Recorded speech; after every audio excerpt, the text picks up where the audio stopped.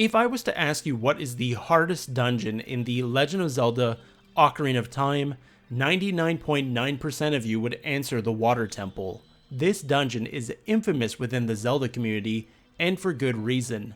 Players get frustrated by the Water Temple's complicated dungeon layout, its puzzling water level mechanic, and the constant item management.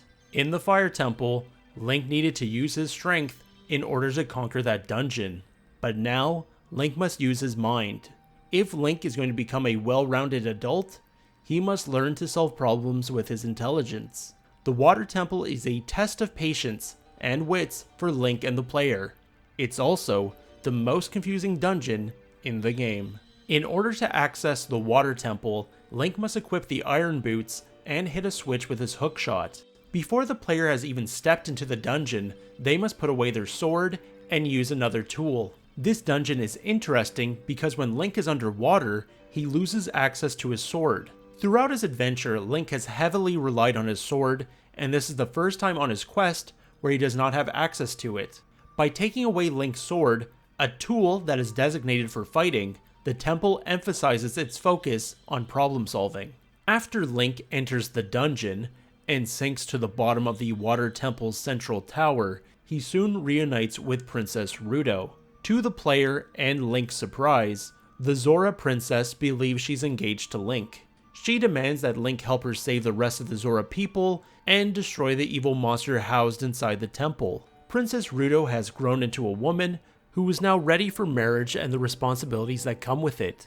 On the other hand, Link is still a child in terms of love and relationships. Ruto's childish crush has now blossomed into true love, while Link's feelings have remained the same. He's still completely oblivious to Ruto's feelings. He didn't understand the commitment he was making when accepting the Zora Sapphire as a child, and as an adult, he still doesn't understand. As people age, they become more complex, and relationships, either romantic or platonic, can be confusing to navigate through sometimes. Understanding another person can be difficult, especially when there is a disconnect between the two individuals. When Sheik is teaching Link the Serenade of Water, they mention in their monologue that a childish mind will turn to noble ambition. Young love will become deep affection. This monologue describes Link and Ruto. Link is focused on saving Hyrule, while Ruto's crush has now developed into love. The two of them have completely different goals and ambitions, and this causes them to have a misunderstanding. After Ruto speaks to Link, she brings him to the first of 3 places where Link can change the water level within the temple. In order to change the water level, the player must play Zelda's Lullaby in front of a Triforce symbol. The water level mechanic featured in this dungeon causes a lot of frustration for many Ocarina of Time players. Not only does the player need to memorize the various locations where they can change the water level, but they must also make a note of which areas become accessible with each water level. One of the areas the player must keep note of early on in the dungeon is the room that is blocked by a cracked wall. The player witnesses this room while following Ruto to the first Triforce symbol. The player must return to this area after raising the water midway. It's easy to forget about this area when exploring the Water Temple, as the player is still becoming familiar with the dungeon's layout. It's easy for the player to feel overwhelmed by the various hallways that branch out from the central tower's bottom layer.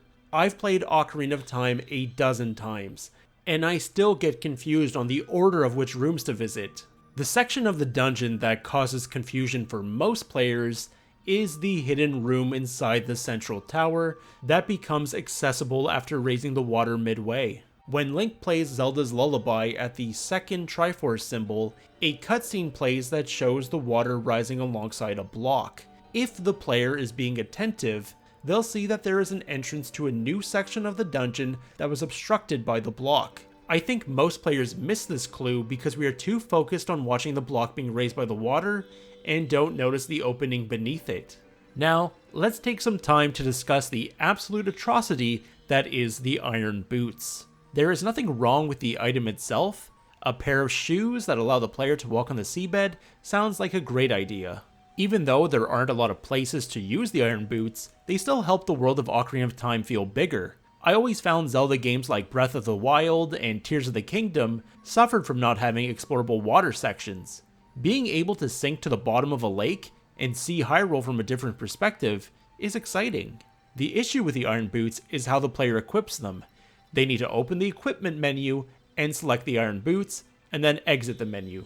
This is usually not an issue when exploring Hyrule, since the player usually just puts on the Iron Boots, explores the body of water, and then unequips the boots. The issue with the Iron Boots in the Water Temple is that the player is constantly equipping and unequipping the Iron Boots. This is a nightmare. New players are going to be switching constantly while trying to understand how to progress through the temple. Having to constantly open and close menus breaks up the pacing of the dungeon, and it makes you feel like you're spending more time managing your items instead of enjoying your time exploring. Nintendo knew they messed up with the Iron Boots, because in Wind Waker and the 3DS version of Ocarina of Time, they make the Iron Boots an item that can be mapped to a button. The other major item that Link uses in the Water Temple is the hookshot.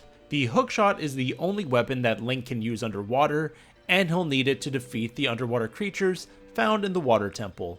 Unlike the other items Link finds in Ocarina of Time, the hookshot is one of the only items that has an upgrade that is not related to ammunition. After Link defeats the Water Temple's mini-boss, he receives the longshot. The longshot has the same functionality as the hookshot, but the reach has been vastly improved. The Water Temple enjoys tricking the player by introducing longshot challenges early on in the dungeon. In other dungeons, it's obvious when the player is unable to complete a task. The eye switches in the Forest Temple and the rusted switches in the Fire Temple are two objects the player has never interacted with, so the player can easily understand that they can't interact with these switches until they possess the proper item. But the Water Temple contains the hookshot targets that the player has seen throughout the game. The player is unable to complete these long shot challenges since they only have the hookshot. Since a first-time player doesn't know what the dungeon item for the Water Temple is, they might spend an excessive amount of time trying to solve these challenges. The player might examine every inch of a room before realizing they don't have the necessary tool for the puzzle. As stated before, in order to obtain the long shot, Link must defeat the Water Temple's mini-boss. This dungeon contains the most memorable mini-boss in Ocarina of Time, Dark Link. The Dark Doppelganger is a trope seen in various media.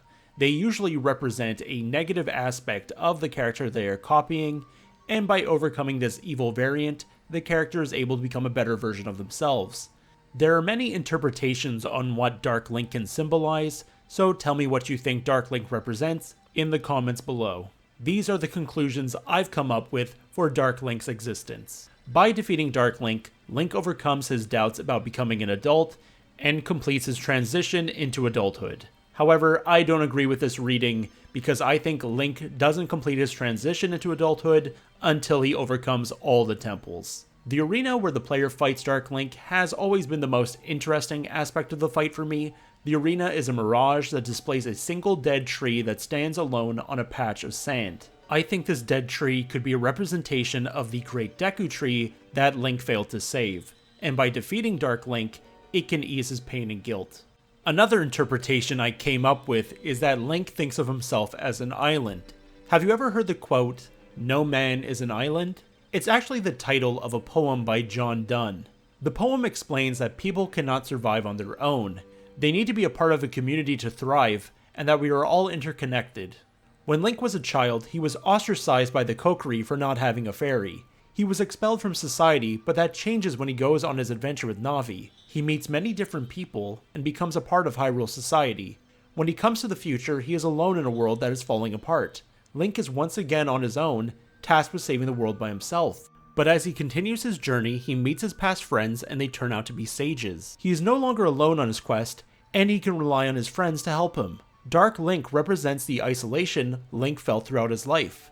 By defeating Dark Link, he destroys his island. He accepts that he is a part of a community, and that he is no longer alone in the world. After Link defeats Dark Link and receives the long shot, he begins his search for the boss key. Once the boss key is found, Link makes his way up a steep hill to the boss door. When I was younger, I wasn't a fan of Morpha's boss design. I thought a red nucleus made for a pretty boring boss, but now I respect the design a lot more. I appreciate that the developers chose a more abstract boss design for the Water Temple. The Morpha fight isn't that hard as long as you keep your distance from it. The giant amoeba hides inside water and creates tentacles to attack Link. Link must use his long shot to grab a hold of the nucleus and then attack it with his sword. After Morpha is defeated, Ruto reveals herself to be a sage. She offers Link her eternal love, but she immediately recognizes that isn't what he needs. Ruto demonstrates that she understands that she must put her love aside in order to play her part in saving Hyrule. She also accepts that Link is on his own quest and nothing will stop him. Link, on the other hand, is still completely blindsided by Ruto's confession. He still flinches at her love, showing that although Link has learned to use his intelligence to overcome the Water Temple, he still has a lot to learn when it comes to other people's emotions. If only there was a Zelda game where Link learns empathy and to understand the feelings of others. Thanks for watching, everyone. Let me know what you think about the Water Temple in the comments below. Please watch my videos about the Forest and Fire Temples if you haven't already, and be sure to subscribe. Next time we are delving into the dark and taking a look at the other scariest dungeon in the Legend of Zelda: Ocarina of Time.